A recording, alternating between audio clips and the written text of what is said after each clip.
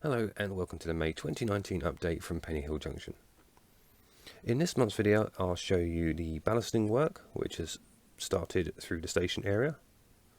We'll also look at my very first attempt at track and ballast weathering. And so I've also made a little bit of progress on the platforms themselves. This month I've also had a birthday, so I can share with you some of the excellent gifts I've received for the layout.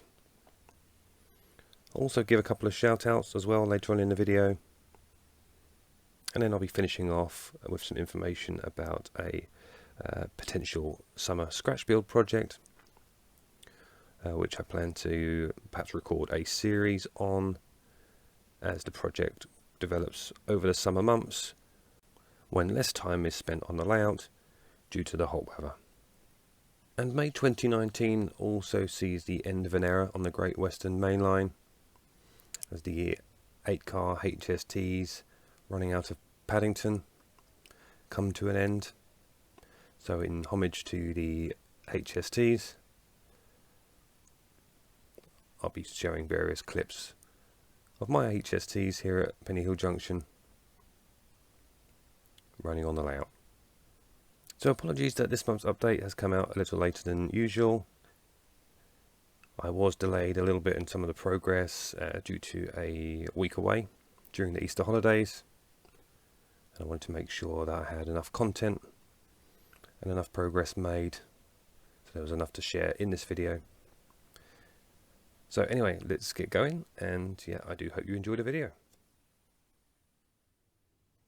Okay, so starting here at the east end of the layout, you can see that the ballasting work has begun in the station area.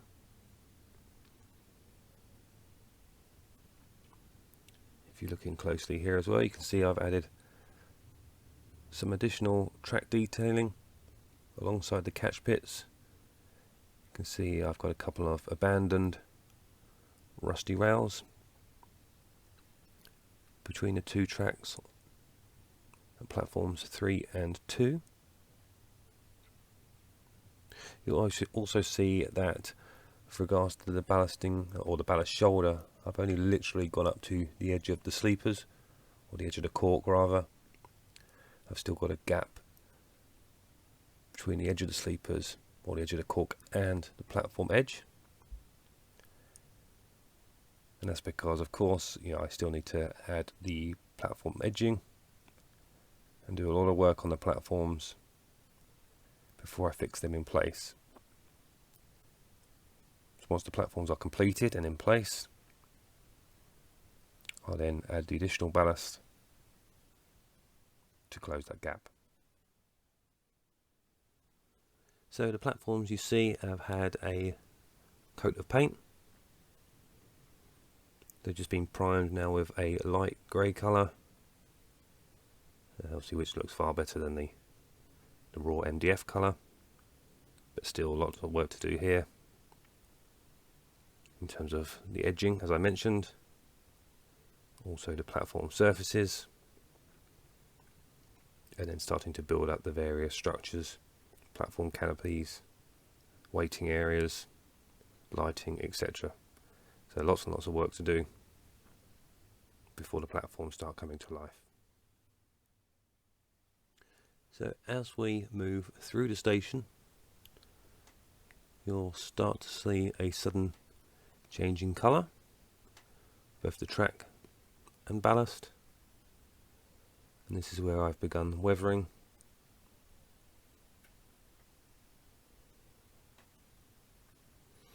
And what I'll do is I've made a recording of how I completed this weathering work. So I'll show you that now before we move on. Okay, so to begin with, before I start weathering the ballast, I'm going to paint the sides of the rails. I'm going to do that using the Rail Match Sleeper Grime paint, and this will be applied straight out of the bottle, just using a very fine paintbrush.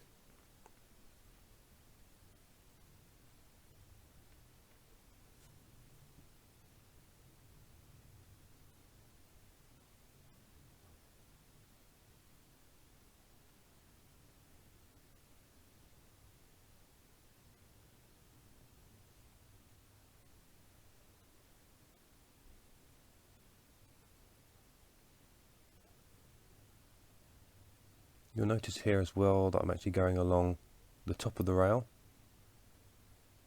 The reason I do that is to ensure that I do get full coverage across the side, particularly the side of the rail head.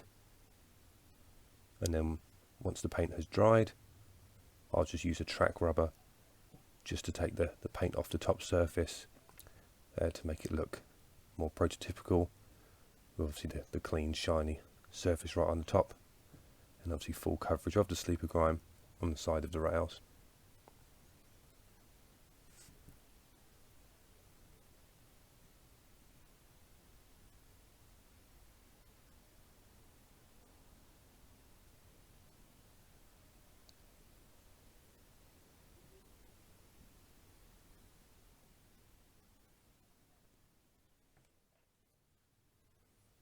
So I'll take the camera in a bit closer now so you can see the result there. Of course, as you can see, the paint is still wet. Obviously the section there on the left has fully dried and has also had the railhead surface cleaned, which of course I'll do the same here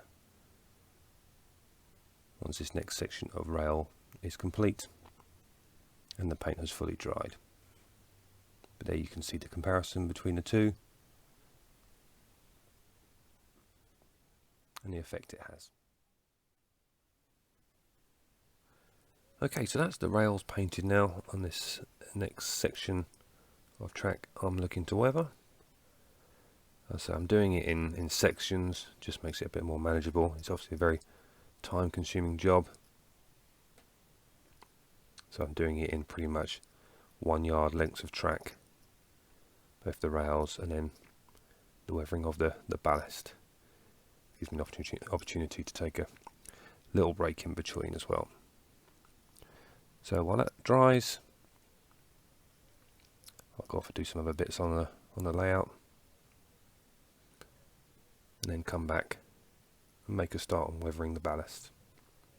So you'll see down here there's always a section down the middle where I've started, and that's simply where I had a little bit of excess paint from the previous section, and I've just carried on down the middle there. But the next task, once the rails have dried, is I'll start weathering the ballast on this section. Okay, so the painted rails are now dry, and as you can see on the rail head, I've used my track rubber to clear off the acrylic paint. Obviously I'm going to be weathering the track ballast now, so obviously I will get some paint back on the rail head, but this is now going to be a much more watered down mix, which is going to be much easier to remove next time round. So again, I'm using the sleeper grime from Rail Match, but as you can see, this is now watered down. The consistency I took from Richard at New Junction in his recent pilot sidings series, and the consistency he used was 2.5 milliliters of the Rail Match sleeper grime paint and 10 milliliters of water. So I'm using the same consistency here, and as you can see, it's pretty much like a chocolate milkshake type colour of mix, and a much more watered down solution. So I'm just using a Humbrol 7mm stipple brush to apply the paint, and it really is as simple as just getting it straight on there. So I'm trying to lay it on nice and thick, so the watered down mix just filters through the ballast.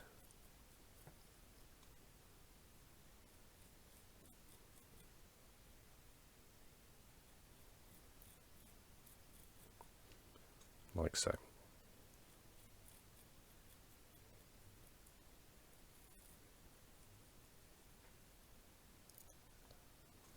Also, when I go inside of the rails, I make sure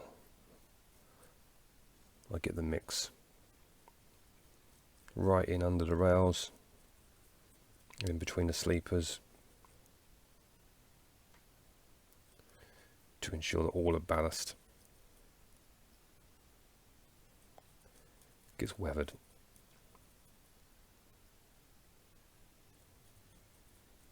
The good thing with using the Woodland Scenics medium grey blend is obviously you have got a mixture of greys within the ballast mix, and of course what that does is, as this sleeper grime mix dries, you'll see the variety of tones that's created as a result of the variations in colour on the ballast. As you can see, I'm applying it fairly generous.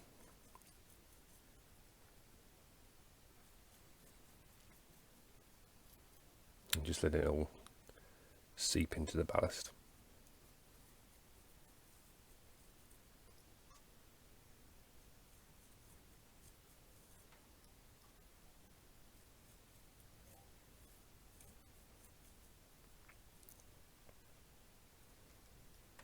Now, there's clearly a lot of excess paint mix on the sleepers, so simply all I do is now just blot with a paper towel. I'm using going over the outside of the sleepers currently.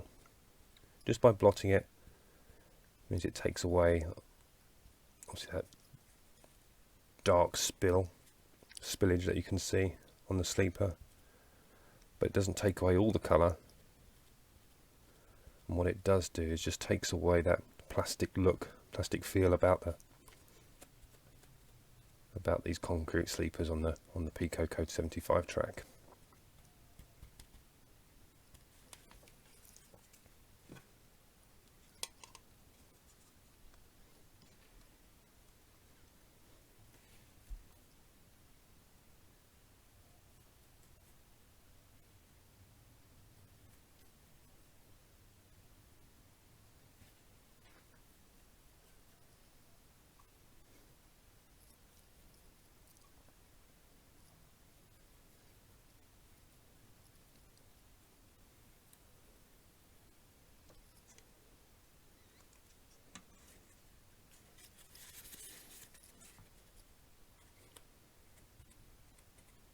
So one of the things you may have noticed is the fact that I've only painted one side of the rails, and that's of course the one that's going to be the side of the rail which is going to be visible in most cases in terms of running shots, etc.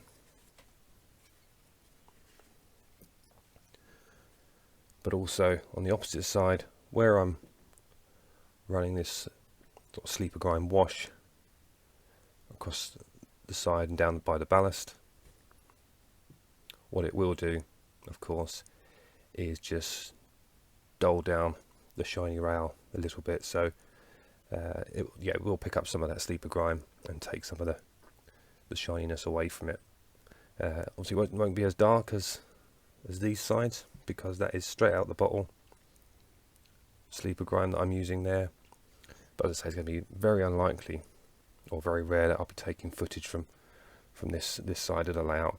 And again, this is obviously the station, so if I'm putting a camera onto the platform, because of the height of the platform surface, it's going to be very difficult to see the edges of the rails anyway. Okay, so that's the first base coat applied to that small section there. As I say, it's still quite wet, still drying. You'll see once it dries, it will start to look a lot more like this section here. If you go further up to where I started, you can see that actually this top section is a bit darker, a bit more prototypical, particularly of the Riviera line through Newton Abbot Station, which I'm looking to replicate. But it's better to have gone lighter on these sections and darker, so I can just continue to apply extra coats just to bring that up to the same tone as that first section. So unfortunately I don't have too much of the sleeper grind paint left, so I'll continue with what I have left. I certainly won't get to complete this section or the track coming through platform 1, but I will put in an order for some more shortly. So hopefully for next month's update, all the track and ballast through the station will at least have its first base coat of weathering. In time I'll be adding some other tones, textures, colours, etc. to try and get the look and feel as realistic as possible. Plus of course I've got some further track detailing to add with the likes of the AWS ramps and also the TPWS grids, which will get added as sections through the station.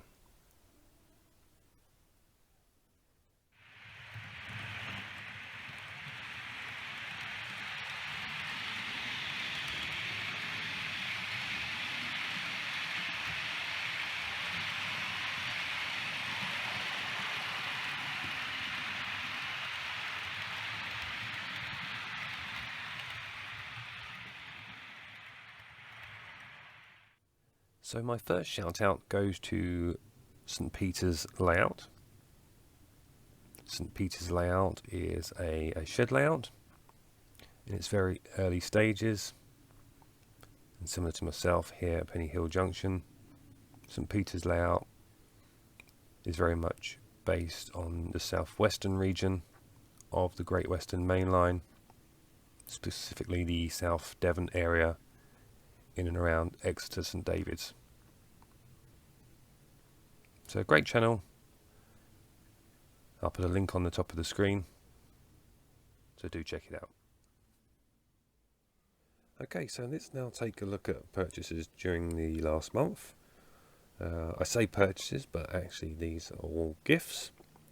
Reason being that I of course celebrated a birthday in the last month,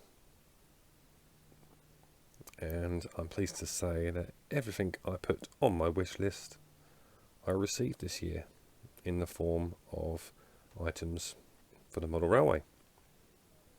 In particular this year, the heritage line.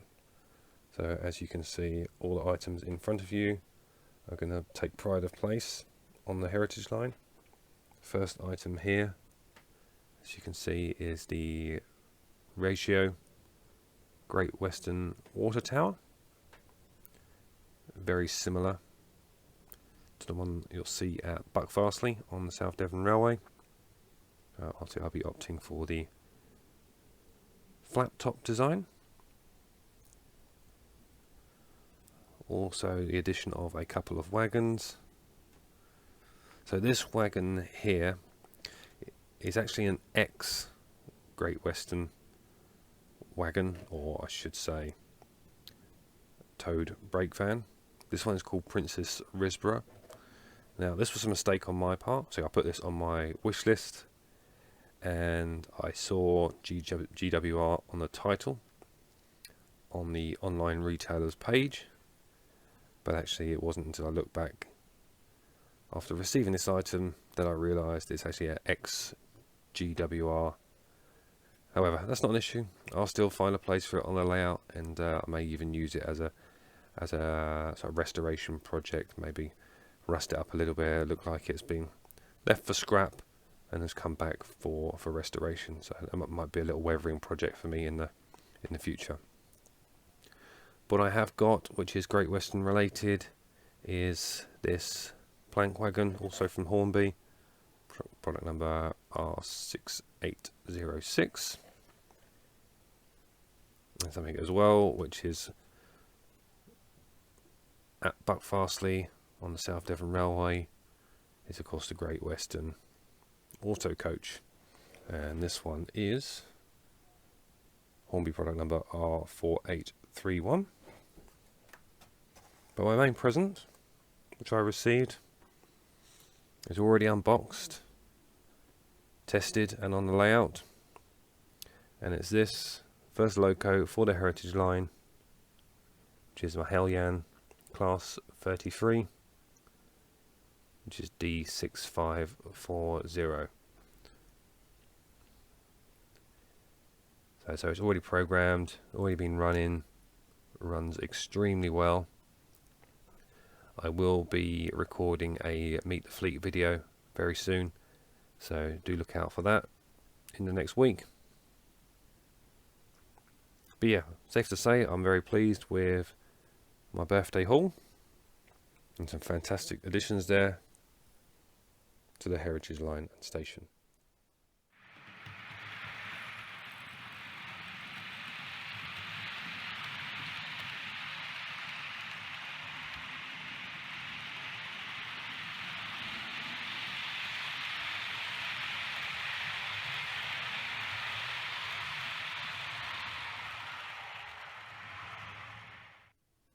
So my second shout out goes to a modeler who's very, very new to YouTube.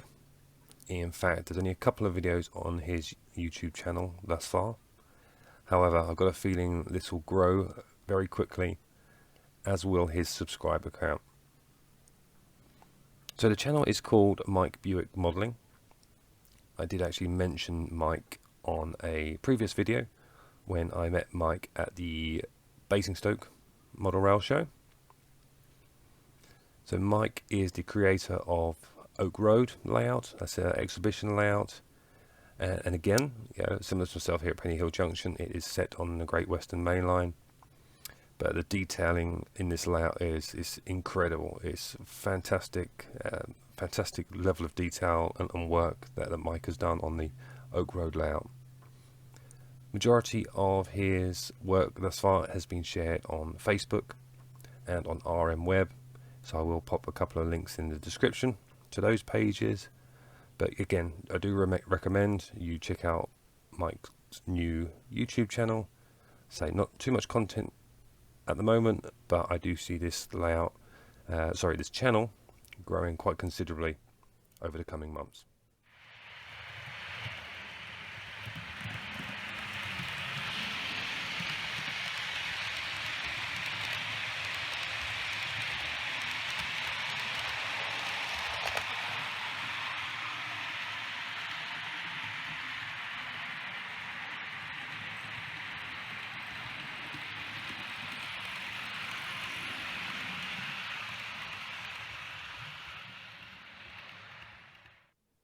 Okay, so finally, as mentioned at the start of the video, one of the things I'm looking to do over the summer months is begin my first real attempt at a scratch build project. Now, I've mentioned in previous videos that I was potentially going to do the corner section, which will be a sort of fully scenic section, perhaps do that over the summer, but actually I want to try and just focus on the station area for the time being. The station building at Newton Abbot is quite a extensively detailed building, and I think as a first attempt at a scratch build, it's probably not wise that I attempt that straight away. So what I'm going to do is try what I hope will be a bit of an easier start to scratch building, and I'll put some images up on the screen of the sort of waiting and retail areas on the platforms at Newton Abbot station. So you see the images on your screen, and that's what I'm going to try and attempt over the summer months. So in theories, they should be fairly simple scratch build projects, but I will, as I say, I'll record my progress of those over the summer months, or at least I hope to, providing other things don't get in the way. But at this point in time, I've got every intention of doing that as a scratch build series over the summer. So it should be a fairly simple project, but it will certainly help to bring the station area and the platforms to life when I start putting in those buildings. So that's really all for this month. As I mentioned earlier on in the video, when I discussed obviously the birthday gifts that I'd received, I will have a Meet the Fleet video coming out within the next week, which will cover the new Hellion Class 33, so keep an eye out for that. But until next time, thanks again for watching, and bye for now.